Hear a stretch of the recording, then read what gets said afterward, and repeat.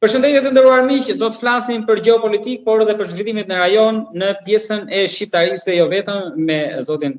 Arjan Kaxherri, njohës mjaft i mirë i këtyre zhvillimeve të politikës jashtme, të brendshme, ekspert që ka studiuar, ka mbaruar shkollën ushtarake në Shtetet e Bashkuara të Amerikës, Universitetin e Muniut, me mjaft njohuri që zotron.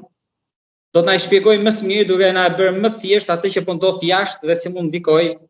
në pjesën tonë. Zoti Kaxherri, përshëndetje dhe faleminderit shumë. Përshëndetje zotri Balla, faleminderit për ftesën, njëkohësisht nëpërmjet juaj përshëndes të gjithë ata që ju ndjekin. Faleminderit.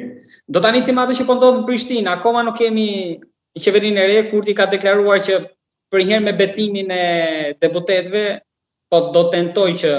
të formuloj edhe qeverinë e re. Por ju si mendoni, do të arrijë që të ketë një mandat tjetër Kurti? Me gjitha gjosat, zotri Balla, duke ju referuar atë që ju thatë praktikisht se çka ndodh në sistemin internacional ndërkombëtar tani reflekton edhe në vendin ton, atëherë do të në këtë pyetje tënde direkte do thoja, do përgjigjesha se jo rrallëherë situatat kur gjërat kanë qenë për të marrë vendimarrje për shtetin jenë vu situata është vu që partitë politike të krijojnë me mos konsenzus. Dhe tani mua më duket se kemi ardhur në atë pikë që partitë politike, pavarësisht polarizimeve të tyre skajshme, gjendja ka ardhur se të krijohet një konsenzus mes partive politike për të arritur marrëveshje të cilat priten që të vinë në ditët e ardhshme. Keni fjalën që mund të kemi edhe nuk përjashtohet një rigrupim i plot i opozitës, apo Kurti do të ketë një qeveri të sunguar, apo mund të jetë një koalicion i madh? Me gjitha gjosat, situata kërkon që mos të ketë polarizime politike, partijake që të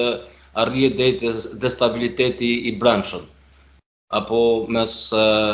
qytetarëve, popullit, apo një destabilizim i tipit që ndodhte në Serbi për shembull, apo të llojeve të ndryshme, dhe kemi ardhur në situatë ku partitë politike të fillojnë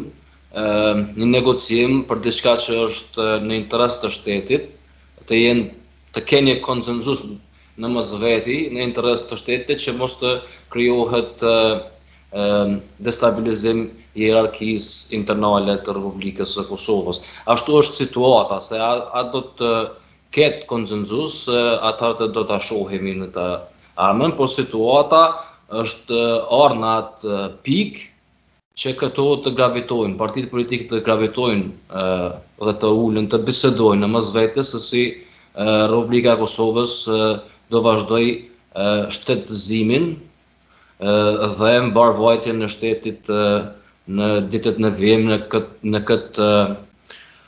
në këto ditë të cilat po na përcjellin me sfida dhe me një ritëm shumë të lartë jetësor në sistemin ndërkombëtar. Zoti Kaxherri, po vijat e kuqe janë hequr tashmë, apo kush nga partitë ka vijat kuqe?